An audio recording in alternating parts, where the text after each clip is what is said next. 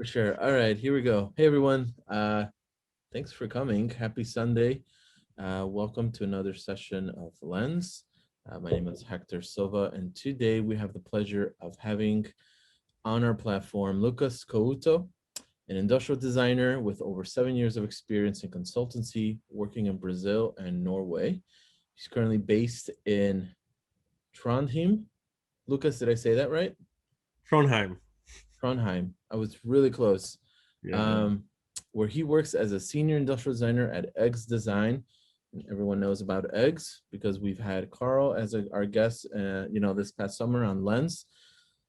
Lucas is passionate about craft and the power of design as a communication tool. He's a big believer that experiences matter more than products and that critical thinking wins over hard skills.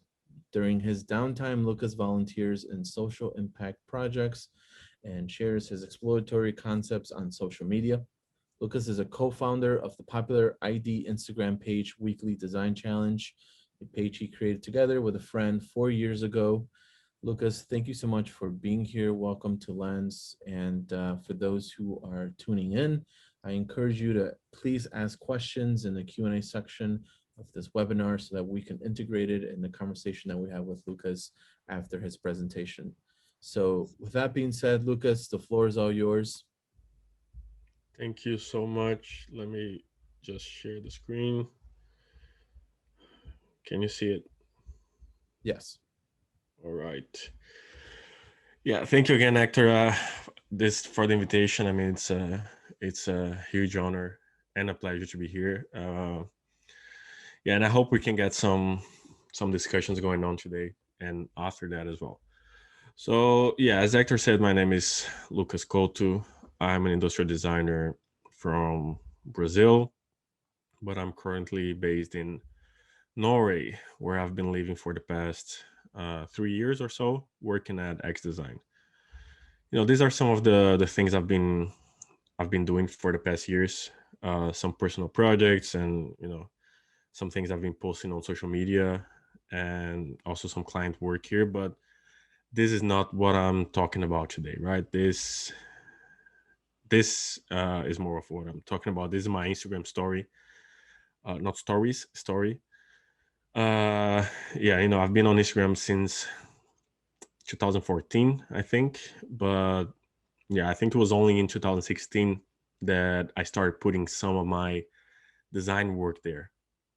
And I think it was November, early November that year, that Thiago and I gave birth to Weekly Design Challenge, which is this page that we created at the time, just to improve our sketch skills, uh, and connect to this community of industrial designers that were out there looking for same things. At that time, there were a few random challenges popping on, on this small ID community, here and there, nothing very consistent. So we just decided to do a weekly thing. uh, of course, we thought about adding other parts of the process, 3D modeling, prototyping, rendering, whatever. But we thought that asking people to invest so much time and effort on these small sprints and small challenges would not work, and at the same time it would defeat the purpose of improving our own skills. So I mean, of course, to our surprise, the page exploded, and through Weekly Design Challenge, I got to meet a lot of people. I wouldn't be here right now, but one of those people is this guy, which Hector already mentioned, Carl, or Cadaver Carl. uh Let me just hide this thing here. Okay, I mean, Cadaver Carl is just probably one of the best people I've met. And if you don't know this guy, just go and follow this man. He's a great human being. And Carl is one of the founders of Eggs Design, and he's the responsible for bringing me to work here. So as you can see, I am a product of social media, right? Or at least part of my career is a product of social media. And before we jump in the presentation, I just want to start with some disclaimers. I've been using that on Instagram recently as a strategy to avoid some misunderstandings, and it's working. So I'm going to start with some disclaimers and maybe a couple of invitations. So, first thing first, the title of my presentation today is, maybe 50% of a tabloid headline, I would say. And, I wanted to trick you all into being here today. But at the same time, of course, I'm going to talk about the other 50% that, the things that made me think of that way, or, the things that moved me into this theme. And another thing is that I'm not going to draw any conclusion here. We're not going to end this conversation today with a clear answer or a statement from our side or my side. All I'm going to say, it's coming from my perspective on the subject, or my lens on this. See what I did there? I hope that in the end you think that I'm at least adding something new to this discussion. I also want to acknowledge that I've been very lucky and grateful for what I managed to build there on Instagram and the opportunities that were given to me. So it's not just a disgruntled person talking shit about the platform. And I also want to remind you that don't take my opinion as the ultimate truth. In the same way, you shouldn't take anyone else's. And this just connects me to my first invitation, which is be critical of the things you do. The impact of your actions, the impact of your words sounds obvious, but it's very important to remind ourselves of that. And the impact of your posts, and also the actions of your community. And I just want to invite you again to bring up the discussion. Disagree with me, go nuts on Instagram. Keeping the ball rolling here is the most important part, is what matters on this session today. And yeah, I hope my presentation is shorter than this was now. So let's start, and then we have time to discuss later. So why am I asking this? Sounds like a very bold statement. A bit, I would say, a bit egocentric question. But as I said, there's a mix of tabloid effect here with self-criticism. So this is something I've been wondering for a while. After this boom of the challenge pages we've seen the past couple of years or so, I started noticing in the errors of others my own errors, my own mistakes, which is always easy, right? When you point your fingers, it's easy, but you have to start looking at yourself as well. And I also struggle a bit with some personal dilemmas here, and some beliefs. And I think that this is the best opportunity that I have to put them on the table. And also, a lot of my realizations come from discussions I have with people in this ID community on Instagram. So, I just wanted to give a quick shout out to Thiago, who created Book Design Challenge with me, who's probably watching. Also to Roshan, which is a great guy. Carl, again, best person ever. Marvelous Senior, and, everyone from Advanced Design, and all these people that have brought these discussions and have talked to me about community and so on. This helps a lot. But yeah, so when I'm in my head thinking about these issues with creative with design challenge, and I think even more what the challenge page fever has created, I try to find the balance between good and evil here.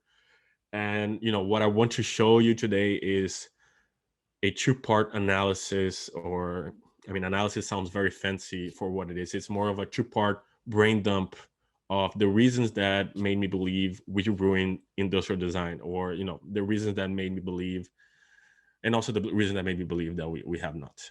So starting with 3 points that made me think that way, that yes, we did.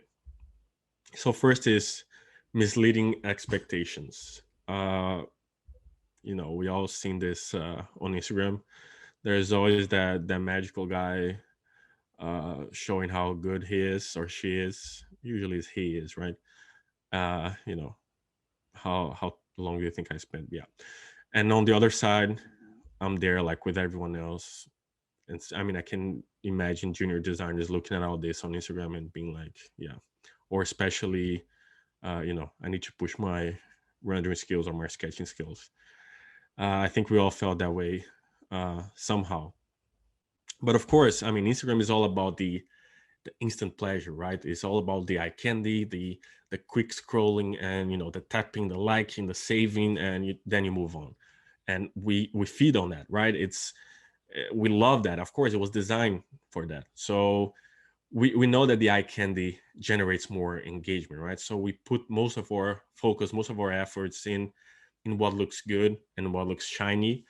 And my feeling is that there is very little focus on Instagram, at least on the process, on the dirty work, and I think even less on critical thinking. But hey, Instagram is all about the eye candy, right? To each their own. Yes, to each their own. But going back to the situation, I think this person in that situation, these people should know better, right? I think knowing that, by having followers, you have impact in the way people think. I think we should all think about this, and I think, don't you think that we should try to do a bit more, should be a bit more honest with people regarding the process? I think that's the question I ask myself all the time. We put a lot of the outcome, the final outcome, but very little of the learnings. So, but yeah, you know, I think this is something I experienced several times, and I know a lot of people that experience the same. When it's time to hire, when you're there looking at 200 portfolios or so, you always get those 30 portfolios that are all about the eye candy, all about these amazing visuals, but there is no content at all. And we all complain about that, right? We always ask ourselves to look at each other when we're evaluating portfolios, and we wonder, what's going on and where's the thinking behind all those amazing visuals. So, yeah. But what did we do to contribute with that on Weekly Design Challenge, or HDWDCCTT for short? So first of all, it's a weekly thing, right? That people will only put the effort they can, whatever time they have, which is often very limited, right? Especially if you're working full time and or you're studying, it's hard. Then what I feel that is the biggest problem is that we would not evaluate the ideal in itself on those challenges. We were always very clear with the community that our goal was to repost the best, quote unquote best sketches in regards of the composition, the perspective of the sketch or whatever that is, the overall quality of drawings, and the concept aesthetics more than anything. And of course, we did that because we felt that the two of us could not become these judges or these gatekeepers of the ideas, what is out there. But and I mean, we know that would take a lot more time as well. And I think in the end, we would also, we wouldn't have so much engagement. And I mean, we have the proof of that after we pivoted our strategy. The engagement goes down, right? When you have a lot of thinking and very little of nice visuals. And this is not an exclusive thing of Weekly Design Challenge, right? We can see that all over Instagram.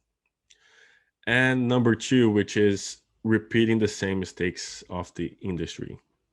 So this one is quite big, and I think this one is the one I struggle the most and I think about the most. But I'm going to split this in a few parts, but I'll show you some parts that bother me the most.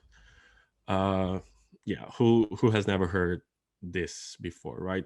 We just need you to make the product sexy. We know our customers, there's no need for user insight. Can you make this one for free? You get a lot of visibility if you nail this. Can you deliver this concept tomorrow morning? Yeah, I mean, if you've been working with design for a while, I mean, you don't even need to be working with design for a while to hear some of these and more. But during these 4 years or so on Weekly Design Challenge, we got dozens of people coming to us suggesting challenges where people would design the next generation of their product, or solve their startup creative issues, and or maybe promote their brands in a way that had no connection with design or what we were doing, and the skills we we're trying to promote. So from the very beginning, we were against making this thing a cash cow, right? We wanted to bring something of value to people. In this more of 4 years, we only had, I think, a couple paid collabs. And we also built a website where we were promoting other people's products related to design skills, which made sense for us since we're promoting sketch skills and so on. And talking about the website, just a fun fact: the total cost of that website is around 100 and something, I think 100-ish dollars. And so far, with all the commissions that we and all the referrals we get, from every product, that costs $2-3 on Gumroad, and we get the referral. So far, I think we made around $5. So again, we never set this up in order to make money.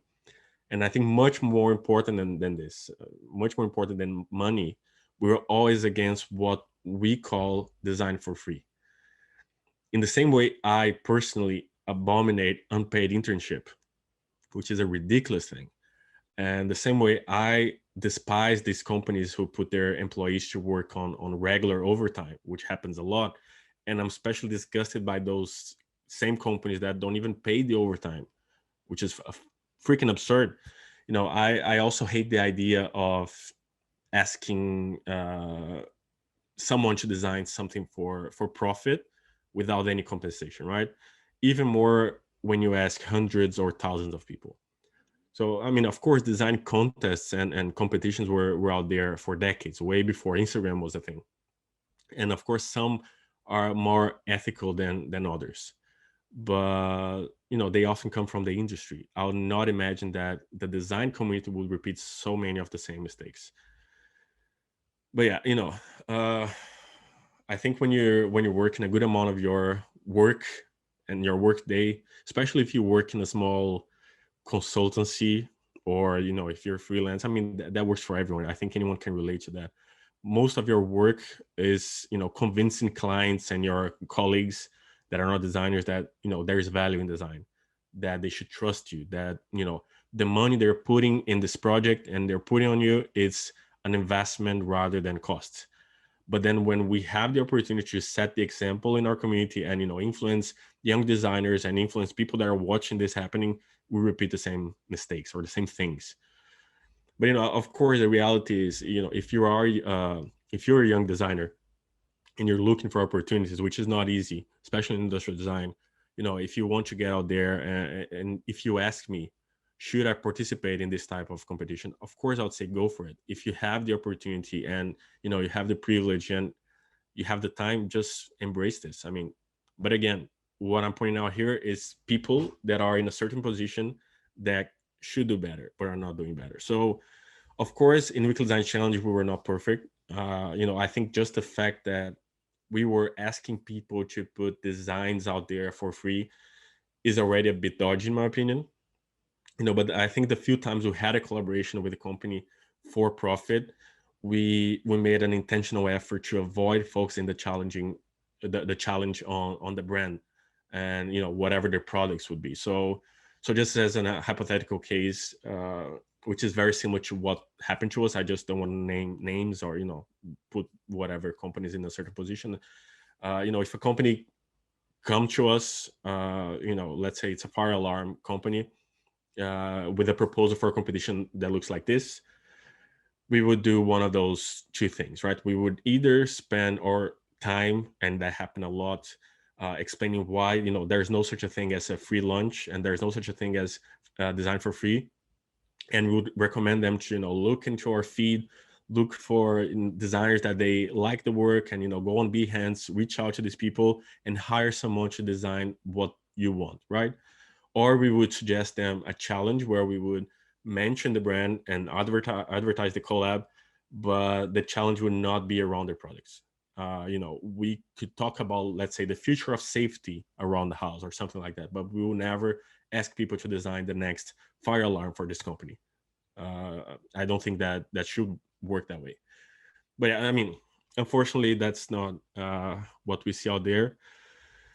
But yeah, I'm sure that now a lot of people are probably disagreeing me or thinking in a different way, and I know that this subject is one that causes a lot of disagreement. Every time I had the discussion, the feelings were very mixed. But again, I'm here just showing my point of view, which is very simple. I don't think anyone should design a product for free. And if there is, a big community, a big number of people out there who do not have the opportunity to design in the real world, in the real market, which there is, right? I think there are better or more meaningful ways to tackle the problem other than just exploring the situation and making these people design for you and create solutions for you. But again, as an individual, put that in the balance. Decide for yourself if you should do it or not, but always think about the industry as a whole, when you're doing that. But I think that those in the position of power or influence should just do better. But moving on, I think another way we've been repeating the same mistakes is with lack of diversity, right? Weekly design challenge is two white Latino men deciding what looks good and what doesn't. Even though we would bring the discussion to our platform, like, we would talk about uh, gender inequality or racial inequality, and we'll talk about certain things. We're not doing that inside this platform, right? With ourselves. So at least now we know that when we come back, we won't be alone there. We cannot keep, a big platform like this with this amount of followers under the supervision of, two white guys who study together, who are from the same region, who think alike. Uh, that cannot work, right? And that's something that I have to say that we learned from other people in this community, the good and the bad.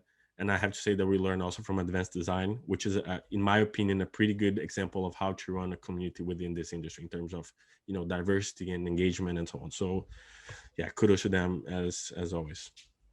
And I think the last mistake I want to point out here is, I'm it's a bit obvious, and I mentioned a bit, is, I think the fact that we're showing to the world that design can be this quick 1 week thing. And yeah, I think, many of us have gotten this questions like, right, uh why will it take so long, or, how, how can you make this go faster, or whatever. I just need some concept images, right? So, but yeah, what I always wonder, like, what is the example we're giving out there, right? Like, what we're putting out there. We're showing to anyone out there that has no understanding of design, of methodology, and process, that we can achieve beautiful results with, a very quick uh, or a very small window of time. So, but of course, they don't have the understanding, so they don't realize that those results are probably not meaningful enough or would not hold water in the real world, right? So yeah, I just want to finish this big second point with this quote from Mike Montero. You are part you are part of a professional community, and the way you do your job and handle yourself professionally affects everyone in that community. Just as a rising tide affects all boats, taking a shit in the pool affects all swimmers. If a designer leaves a job because they were being asked to behave against their ethical code, and you take that job, you're doing all of us a disservice. So yeah, remember, caring only about your personal benefit will come bite you in the ass someday, and I think that will come bite all of us in the ass someday, right? But yeah, moving on to the third point, uh, which is the short creative loop. So this last Friday, I had a talk at Rochester Institute of Technology about this theme in specific, which was very interesting. And I can start by, talking about the way I think, or the expectations we have on inspiration, or the way we think, uh, the process of getting inspired with external stimuli works. This is not based on any research. That's just my gut feel. You go to an art gallery, you go to a museum, you travel to different countries and different cities. Then you try different food, in those places. You talk to different people, you visit all sorts of sites, and you engage with their community. You read books, you read history novels, you talk to the elderly, you learn from your grandparents, and all of that is stored in this vault, called brain. Then there's a project, then there's a brief, or this hunch, and you learn from an existing solution if there is one. You'll do user insight, and you're going to get inspired by the people and what they tell you and what you observe there in the environment. And at all times your brain is dumping all this rich stored information, right? And of course, you adding on top of that a lot of critical thinking. You're evaluating our decisions, you're creating empathy, you're talking to your team, you're including other people, you're including other realities, which is also important. And in the process goes on and on, right? That's how I believe or inspiration works, or should work. But what I think actually happens, and I talk about this with all fingers pointing at me as well. I feel that you go to these exhibitions when there is some famous European artists there. You watch a few movies with subtitles to pretend that you're hip, but we all know that you love some rom com. I'm guilty of that. You travel, but you're always worried about places where people understand you, they speak your language. There's other tourists there, and you love that food that you read on this blog that is written by this cute guy, age 25, that retired to travel the world. And you only read the headlines, which is always the case, right? This is classic. You only read the headlines of important news, and you spend most of the time on the comment section arguing with some jerk. And of course, you store most of that information in a device. Yeah, stored. Then there's a project.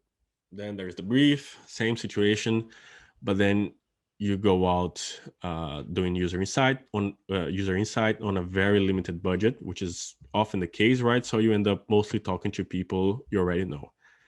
Then during insight, you're gonna extract the most valuable information, from the whole experience that will just support you in the building of this product that you already imagine, and the things that are going to convince your client to follow your approach to the problem.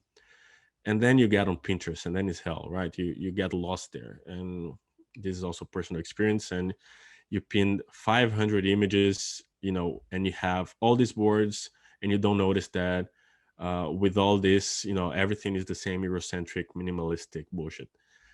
And then of course you end up focusing your whole design language in getting awards and getting likes and comments from the community. And of course, during the process, whatever experience you had in the past, whatever experience in a club in Croatia is not going to help with anything here.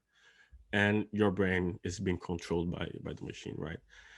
And yeah, I think that becomes very visible on social media with algorithm based content. With all being, I mean, we've been discussing that. You see a lot in the repost pages, the repetition of the same forms, the same shapes. And yeah, just as an example, there's a pool of this white male European designer chairs. Then there's a designer A that will design a chair inspired by that. This is the chair. And then designer B gets inspired by that chair from designer A, and the same pool of chairs from before. And then designer C does the same from designer B, and then designer A starts all over again. And this loop goes on and on and on. And at the end of the day, what these designers are not realizing, of course, is that most people don't need a chair. We have more chairs than butts in this world. And what we actually need, is people thinking about other people and thinking, having empathy and designing meaningful things. But I mean, of course, I believe that, form giving design is important too. Aesthetics is very important. But what I always wonder is, like at work, most of us, work in tough situations where you cannot really make a change. In the industry is difficult. It's always this big barrier. uh, you know Usually our work doesn't have a positive impact in the planet, right? But then we go home and we're tired, And when we want to do something that talks to a design community, we just post more stuff that is just for the aesthetics, just for whatever reason that there is no content. So when are we going to post? When are we going to talk about meaningful stuff then?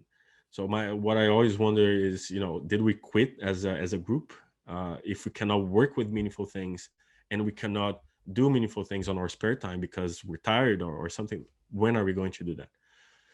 But yeah, another personal struggle I have very often.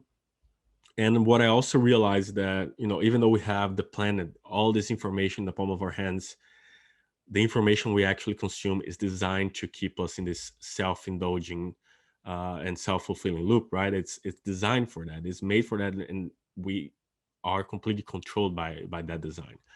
And even though we're connected to the whole world, I think Weekly Design Challenge has contributed to make our design community this unified bubble, right? This echo chamber of Eurocentric principles of good design. And another thing I always wonder is how much of the content we absorb, the things we pin, the things we tag, that is not this clear product of this Bauhausian, Ulmian, Eurocentric model of design and efficiency, right? I think is very little. But yes, a lot of problems so far. I mentioned that it wouldn't be a disgruntled thing, but yeah, it's just complaining, right? But now I want you to turn to the other side. Has Weekly Design Challenge ruined the industrial design? And I have only one point to combat that, but I believe it's a very strong one. So, Weekly Design Challenge is nothing in the grand scheme of things. I think we all know that. Industrial design was here before us, and it will be here long after all these reposts and challenge pages are gone. The discipline is changing a lot, and with those changes, a lot of things will come to make industrial design more interesting, or maybe something will come and ruin industrial design for real. And we know that everything is cyclical, right? Designers have been in positions of power in the past, right? In the first half of the 20th century, designers were sitting on the table. Then they disappeared, and now they're back, but they're back in a completely different shape, right? And ideas changing.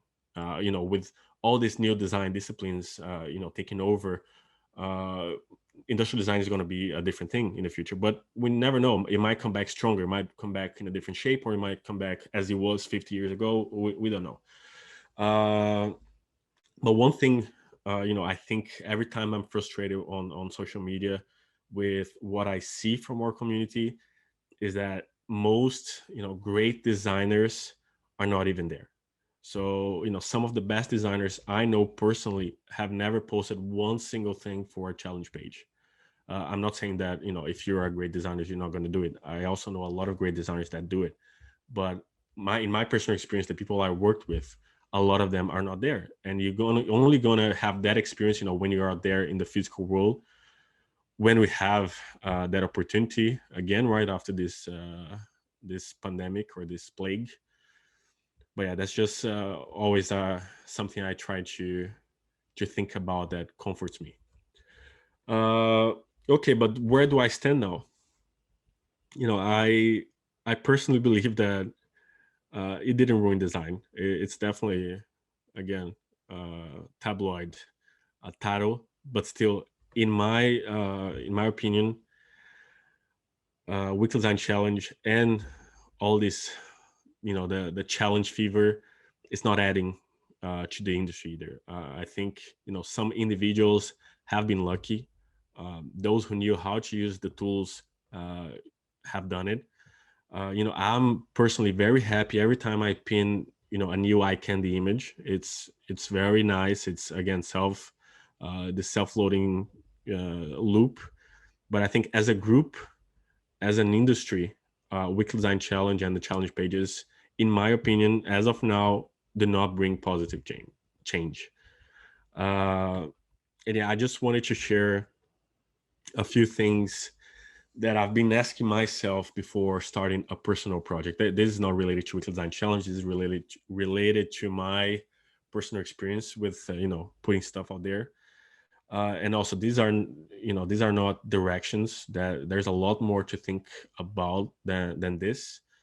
But I'm just sharing some of the things I ask myself. To whom is this good?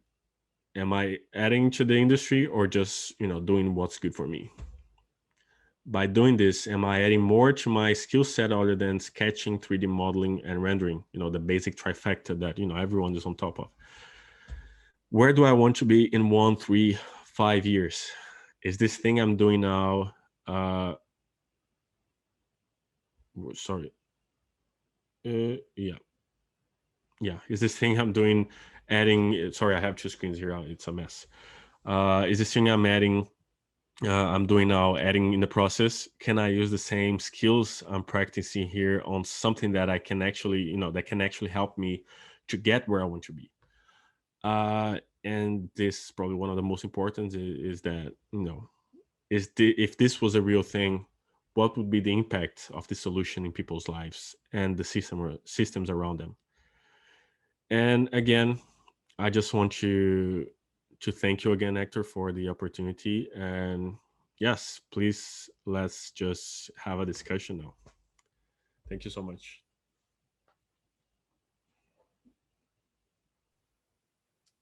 All right. Thank you, Lucas. Let me stop sharing. Yes, thanks. Fantastic. A lot of really good things that you covered. It's a lot of things that we also think about on a daily basis about just generally social media and who are the gatekeepers of our industry, at least on social media, and why is it that a lot of people on social media, a lot of students, a lot of designers, um, follow the wrong people. Um, I think you said it best, that there's just a lot of noise out there. Some of the best designers aren't even on social media because they're actually working behind the scenes and getting things done and changing and shaping our future. And then you have mediocre people who are on social media who are really following this fame of, hey, look at me, look at me. Um, and when we started advanced design, um, we thought, well, our initial goal was, let's change people's minds by educating them, by really having people like you on our platform. Let's have a discussion so that we don't tell people what to do, but we are having discussions and educating people and pushing them in the right direction, um, because there is a lot of self-serving people on social media, a lot of selfish people who are trying to get famous or trying to make a quick buck or are trying to sell something. Yeah. Amen. So I would love to start asking you some questions. We have a couple of questions here. You know. This came through from an anonymous attendee, which is really funny. Um, Ooh, here you go. the question is, when are you dropping your NFT chairs? Laugh out loud. Yeah. Yeah. No, oh man, I saw this meme that was very good. Like, just shut up about NFTs, man. Oh my god, it's all about NFTs, no? But yeah, I mean that's a good example, right? And to be honest, I mean, again, I think this whole presentation, the purpose, I think being self-critical, it's intentional. It's something, having this opportunity, I think it just pushes me to be more self-critical. And I'm saying this because I hold crypto, I have crypto. I've changed. I didn't know much about the impact of this, but this changed even before the whole NFT situation. So I changed my whole uh, portfolio to proof of stake. If you don't know what is crypto, proof of work wastes a lot of energy for no reason. Proof of stake, it's a bit more smart, and it still has some limitations, but it's a bit more smart in that way. It doesn't waste energy that much, or at least, I mean, it wastes energy in the same way internet wastes energy, which is whatever, fiber optics or whatever. So I hold crypto, so I have an interest in that. and I have my political views that maybe do not corroborate with holding crypto, but at the same time I feel that sometimes we put ourselves in these positions where we just, we want to be inside this bubble, and we want to do those things that everyone does in that situation. And I feel that, the other side sometimes that, are almost our enemies in some situations when we talk about, look at the political situation we've been living lately. They're doing other things, and maybe those things work, maybe those things, I don't know. So I've been more self-critical with the things I criticize, as well with the things that I sometimes you should just shut down because a certain person that you don't like, or a certain group you're not, very favorable of, Mm. is adopting, and then you shut down. So NFTs for me, like, I think the concept of NFT is very interesting. The platform, the blockchain they're using is horrible. I think it's the most stupid thing when you have to do all this math just to prove that you did math and you waste all this energy. So I'm really looking forward to see an NFT in a different platform. And there are some other solutions, but of course not that popular. But I mean, everyone is discussing about this, right? Like, we know, I think, as Hoshan posted some things lately, Mao is the one posting all the time some funny things, I would say. But yeah, I think jumping on these things right away as well is just, not very smart, or not very conscious of the rest, or of the other people around you, and the conditions. I think in these chains that we live today, there's always someone in the bottom suffering, right? You have to think about the person every time you do something. And as designers, I mean, we are creating the suffering most of the time, right? I think Victor Papanek said, he wrote that, I think, in this book in the 80s, that industrial design, no, yeah, industrial design, no, what is the, do you know the Industrial this? designers are responsible for polluting Earth. No, no, yeah, no, he said, like, He has a bunch of there are quotes. professions more harmful than industrial design, but just a few of them. Hmm. And that quote, it's always with me, even though I That's didn't really remember. that's scary. Yeah. But yeah, I mean, we do a lot of shit, right? And then I also feel that people use that excuse of, like, oh, we're doing so much shit that, NFTs are just a small part of it. Really, man, it's, if that's always the reasoning behind things, we can just explode this fucking planet and get the fuck out, right?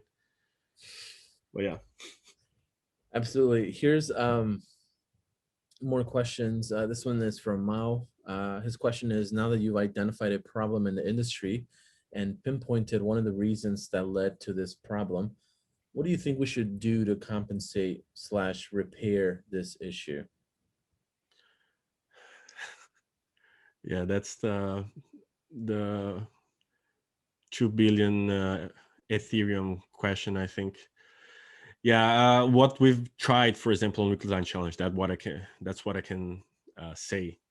We try to pivot our strategy, right? Like, for 3 or so years, we were asking people week after week to sketch meaningless stuff, right? We would ask people to sketch a flashlight, or a chair, whatever. Of course, I mean, the purpose was sketching, right? It was improving our sketch skills. But I mean, we matured with weekly design challenge as well. Throughout these 4 years, we developed our careers, and our mindset changed, and we decided to use that platform with more than 100,000 followers to bring some, discussions.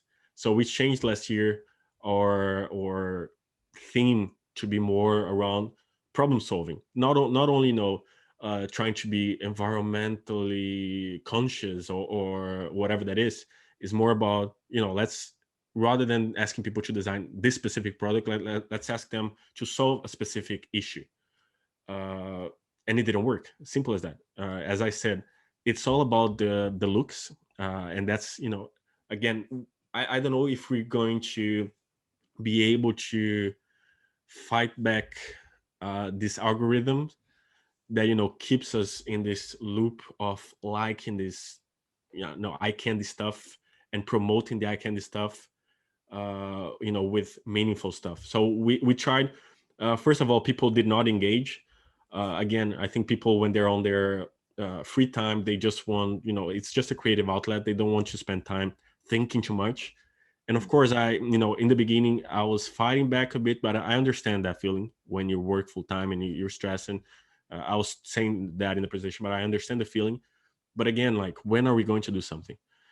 People were not engaging, and when people engaged, the results were not the eye candy stuff, right? So I think if there is something to do, is we have to crack this thing down. Like, we have to figure out how to make eye candy stuff. How can we make Instagram ready things that are meaningful? And I mean, I haven't tried much. What I've been trying on my personal stuff is, to ask questions and, I don't know, try to explore different things that are, I think, meaningful for my career and also not that damaging to other people. But I don't know, it's a very good question, and I think we have to work with the platform, right, in a way. Yeah, the way that I see social, as far as Instagram, the way that I've been looking at it for the last 6 years, or however long I've been on it, is that there's two parties. There's a party that is really there for good. They're selfless. They want to educate people. They want to uh, do good things, go on, use their platforms to help others, to promote, to be an ally, to support, to provide resources. That's one party. And then there's another party who just doesn't give a shit. And usually that party is usually full of privileged people, and they kind of just don't really abide, don't really care. Nothing affects them because they're the reason why they're privileged. It's just that they don't have to deal with some of the BS that comes with things that are happening in our culture, Hmm. politics, and they can do whatever they want. And you know they're asking questions like, okay, Lucas, I understand, like, I get it, but it doesn't affect me. Why should I care? And in social media, at least in our little community of Instagram, there's two parties, and you can tell who's a part of what party. And Danielle here has a really good question, that she really likes your checklist that you shared towards the end. And you know she would like to know, how can we encourage more people to get exposed to this checklist, or even just engage in this type of conversation more. How can we help so that we can kind of push people towards the right platform and resources for inspiration? That's a good question. I think there are. I mentioned this Friday on this talk on RIT. Social media is this immediate thing, right? It's all about the like, and you move on. You look at a picture for a couple seconds, even though it's the amazing thing, you move on very fast. Discussions happen. We've seen what happened on Yanko uh, recently. Some people will engage in the discussions, but people that are disagreeing with that discussion, they'll just move on. They'll just leave, except for the assholes that they're gonna keep there. And you're not gonna change their opinion. So Yeah. that's my view, right? Like, every time I engage in a discussion on comment session, I tend not to, and that's a bad thing. I recognize that. I tend not to be very educative, educating, whatever. I tend not to try that approach because I know that those people are not going to change their minds. But anyways, that's I feel that Instagram is probably not the place to bring that. Even though I feel like, for example, Boostfolio is a page that brings this interesting uh, you know skills and tips and things of our industry that are valuable, right? Very focused on, I would say, hard skills, but still super cool. I don't see anything for soft skills, and I'm 100% sure that if there is such a thing for soft skills, it wouldn't be as popular, because and that's a natural thing, right? Like, when you have students and you have a young generation of designers coming out there, they see the results and they want to get there, right? And they want the tools and the means. And of course, when you talk about soft skills, it's something that is way more difficult to grasp. It takes longer. It's something that sometimes you have to have from your previous experiences and so on. So it's difficult. But I would say that closed groups, which is, it's not a closed group, but platforms like Discord. You go to Advanced Design Discord, or you go to, for example, Tachi that you interviewed on Context.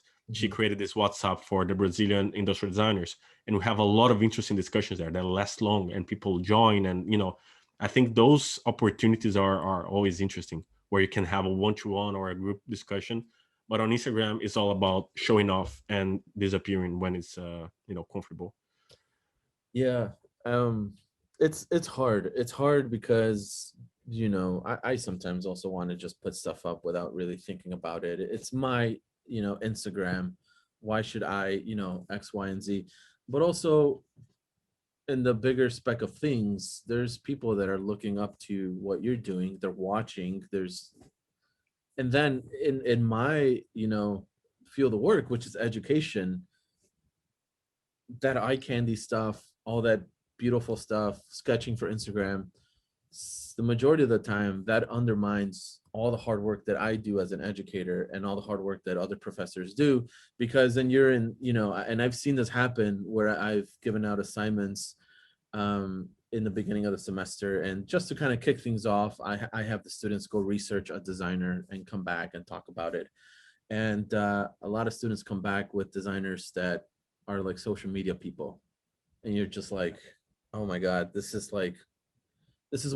So Instagram can be a little dangerous because students do not go beyond, you know this, and they're so attached to, so it can be a little dangerous in their growth, in their development. Or during the semester I have them do work, and some of these students provide us with Instagram ready sketches, and I'm like, how long did that take you? Like, why are you doing this? There's no substance, right? Like, it's really easy to really see through a sketch. And so it's almost like I almost have to like work backwards to deconstruct some of these things that students already have these assumptions of what is industrial design. Yeah, um yeah, and it's what I always. I mean, every time I have the opportunity, in front of students, especially, I always try to push for the soft skills. I was very lucky. I was in this university in Brazil that is the second oldest industrial design program in Latin America. They're teaching industrial design since the 50s, and still very in that way, right? Like they still teach a lot of gestalt. They still teach a lot of semiotics and art history.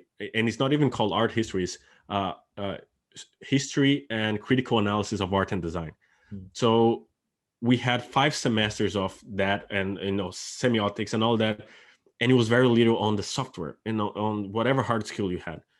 And at the time, of course, as a student, you're not satisfied with anything, right? Now I value a lot my education, because especially coming from Latin American, I mean, countries where culture is, I mean, it's given to you by this government. It's designed to be a certain thing. So you don't have real art in school, right? So your baggage when you get in university it depends a lot on your family structure and the way your parents gave you culture and art. So it's very important to have that in university where you have suddenly all this influence from designers and history and semiotics and psychology and all that. So I value that a lot, and I see that if I didn't have that, if I was straight into like a technical, type of university where you just learn the craft and you just learn software, I wouldn't do the same things. I wouldn't think the same way. So it's the most valuable things I learned in school, is about how to ask the questions, how to ask the right questions, and how to think around some subject, or how to look at form in a certain way. It's not about learning SolidWorks or learning people will admire people, or they would envy people that had a Cintiq at their university or whatever. And I would do the same, but now I feel that it was not important to me. The most important part was having a discussion with a philosophy teacher about life. I couldn't agree with you more. I think when I first started teaching, I was a younger educator, and I was all about the hard skills, right? Like sketching and being really flashy. I think as I grew and matured, I've been in education now. This is my seventh year. I started to realize that, you know, um, knowledge is going to get you hired. a hard skill is something that anyone can learn, Yep. and it's a learned skill, right? And anyone can learn SolidWorks, and anyone can learn how to render. But knowledge is something that you'll get from experience and talking to a variety of people, and it's something you don't get overnight like you would if I Mhm. do like a SolidWorks tutorial or something. And I'm starting to realize now that now when I do teach, I you know when I introduced you, and you in your bio you talked about how you um, how you love experiences over hard skills, and I couldn't agree with you more. And that's usually how I teach my students. I have them give me an experience. I don't say, hey, I want you to redesign, you know, a water bottle. I want you to, what I ask them is, I want you to give me an experience on how this can be meaningful in my life. Right. So I think that's what's going to make, the next generation of designers Mhm. really create the best products and services for us, as opposed to someone who Mhm. is a sketch monkey or whatever. Yeah, but thinking about the skills you mentioned, this is interesting because I tend to criticize that all the design disciplines they split. Right now we have all these thin disciplines around, and industrial design is still the same industrial design from 100 Yep. years ago. Mhm. But now, my personal feeling now is that UX splitting was the good thing in the way that now you have more focus on that discipline, and you can know more and learn more. And when you as an industrial design incorporate those learnings, and this is something that I think more industrial designers are going to do, and they will have to do, I think that adds a lot more. Because one thing I've been doing a lot in the process is starting, rather than starting with the product and the problem, you start with not only the user journey, which is a very classic thing, but starting with a user story. Mm. Like what is this experience you're trying to design? How do you think this experience would be meaningful to this person, and you would have a bigger impact? And then from that experience, you start extracting the points where there is a physical thing there, right? And maybe it will become a physical product, and maybe to solve this or to create this experience that you want in this part of the bigger experience, Mhm. you're going to have to design this device in a certain way, or this thing with a hinge or not. So there, you focus on the experience rather than the product, and the product will be an outcome of that, rather than the other way around, which is, I think, the way we thought about designing for 100 or so years. Yeah. Yeah, absolutely. Danielle here has a really good comment. Knowing how to know what questions to ask is literally the most important skill at a workplace.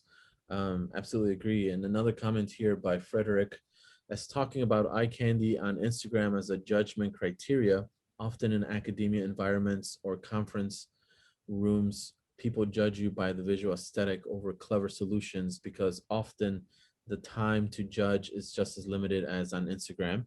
So I think to talk about Instagram design hides this truth often, Yes. which is absolutely true. Yeah. And we're visual creatures by nature, like humans. We're on social media, and we're just scrolling, and anything that catches our eye, obviously. Um, I have a couple more questions, and we can kind of start wrapping this up. Hmm. One question is, how do you stay motivated to make meaningful side projects while working full time? Like that amazing like animation that you did, a couple of months ago, with all these like different buttons. I thought that was amazing. Yeah, thanks. It's but I think asking those questions that I showed in the end, uh, you know I'm also lucky. I have to say, like, I was always very lucky with the places I worked at. I talk to colleagues, and I hear these people, people that are working full time, or that are working overtime every day. And I said that at some point in the presentation. I think that's disgusting. I think any company that allows their employees to, or put their employees in this position, it's not a place to work. Of course, we have to run, right? That we have to go and find these opportunities. We have to work. It's unfortunate that the companies behave that way. But anyways, so I was always lucky that I never had that situation, or at least not for a longer period. So I have time, and I really love what I do. That's very cliche in industrial design and in design in general. But what I feel is that there are a lot of limitations at work. You have budget, you have the client, the politics and the strategy and all of that. And especially working in consultancy, you rarely work end to end. You always work, they hire you to do the conceptual phase, or they hire you in the end when everything is defined already. Rarely have time to conceptualize, strategize, ideate, and deliver and ship this thing. And like the whole thing is a conception of your team. So what I do is when I get home, there are things that I'm interested at that I don't work with, or parts of the thing you mentioned, the UX thing, the UI, whatever, these buttons and so on. That was a just a personal desire of having a catalog of physical experiences. We design physical experiences all the time, and we always go for what we know, which is a button, just a click thing, or sometimes a dial. And I just wanted to have them visualize in front of me, hopefully one day, physically, where I can just touch all these things and think about, what is the movement I'm making here? What is the expected reaction I will have from this thing? And if I don't have this fine movement of my fingers, if I have some disability, what would be best in this situation? So, thinking about things that are outside of sketching, modeling, rendering, it's always interesting to me when I'm out of work. So, yeah. The other question is, what is the best way to show knowledge and critical thinking to an employer in a portfolio or on a website to get hired? That's the easiest one, I think. I mean, when you present, I've been in interviews before, as an interviewee and an interviewer, and you know it's never about, like, of course sometimes, I mean, again, I'm talking about my experience here. I worked in consultancy my whole life, so that's what I know, right? I know that, if I don't know, if you're working with something that is very into the styling part of design, let's say, I don't know, cars or sneakers, that's probably very different. But when you're talking about a project and you're talking about the way you got into a solution, it's all about the way you learn things, the way you approach the subject, the way you got insight and you transform insight into an actionable point. I think that's always like, you know, I always talk about, especially with clients, I always tell them that our superpower, the only superpower designers have, is to create bridges, and communicate. And within a company, we can create bridges across the silos. So when you're doing that in your project, we're just explaining how this part of the process, you manage to create this bridge to the next part of the process. So you got something out of this. Because sketching anyone can do, but how do you evaluate your sketches to decide where to go for the next stage? So, when you do this, you're talking about critical thinking all the time. Mhm. It's a very easy part of the process. But if you only go there and you present, okay, this is the shape I wanted, and I wanted to get likes, and it looks like this minimalistic thing inspired by Dieter Hams. Everyone is doing the same. That's not critical thinking. Just explain the process, and that's it. And the last thing I think here is by Roshan. He loves the conversation. He agrees with the discussion that we're having. Looking back at his experience, he must say that having a hard skills do help. Of course, I think, of course, like I don't think we're saying that you shouldn't not know how to communicate an idea, or really be good at SolidWorks or whatever the job requirement requires. Um, but he does suggest that maybe there's another factor to relook when it comes to hiring procedures and requirements, to really get to know this person that you're hiring, so that they are beyond just someone who knows how to do the technical aspects of design. And before I kind of let you to answer your thoughts on this, I think that whenever I and that's a really good thing to point out, Roshan, is I think about it like an astronaut, right? Like when you're an astronaut, and this is a really weird like a metaphor, but when you're an astronaut, you know how to do all the technical things.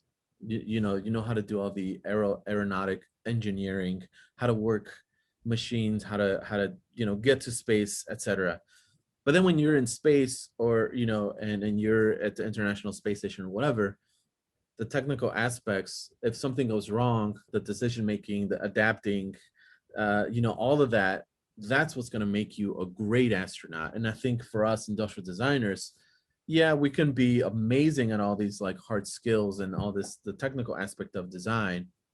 But then what's going to make you and separate you from the rest of the herd and the other designers is that decision making, that critical thinking, that able to adapt, able to really like, look at the future and determine forecasts and all of that stuff that the majority of the time you don't really learn, when you're in school.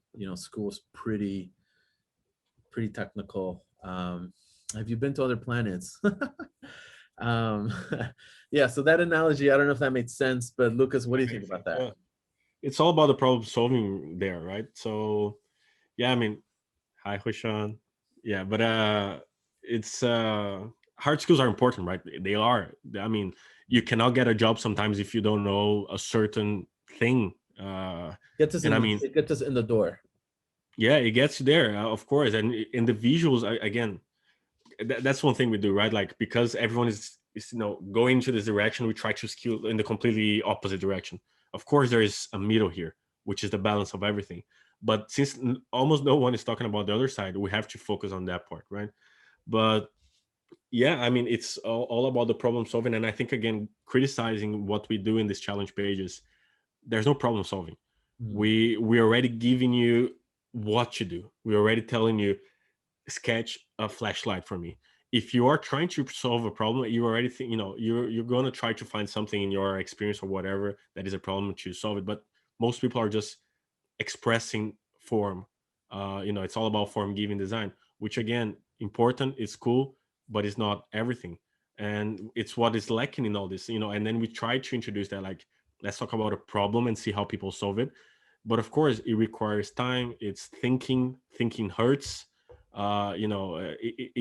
It creates heat, and that's not comfortable, and people just stop doing it. It's always like it's, but it also goes with you mentioned that we are very visual, and we're also very tactile, right? Like we would like to hold things and do things. So sketching and modeling, doing these things, maybe it feels better, but at the same time, I don't know, it's all about the process that looks good. Like you guys with Ready Set Proto, mm, that's one thing that we thought about. And of course it's more complex, it takes longer, but is the engagement good enough? It's right. one of the most important parts of any design discipline, prototyping, testing, but it doesn't look that good, right? So Yep. Well, thank you so much for your amazing insights, for sharing your story, and for those who ask questions. Thank you so much for being a part of our lens session on this Sunday. Lucas, I'm sure we'll be in touch, and we hope that we see everyone at our next lens. So thank you so much, and have a good Sunday, you, Lucas. Take care, everyone. you too. Thanks everyone. Bye bye.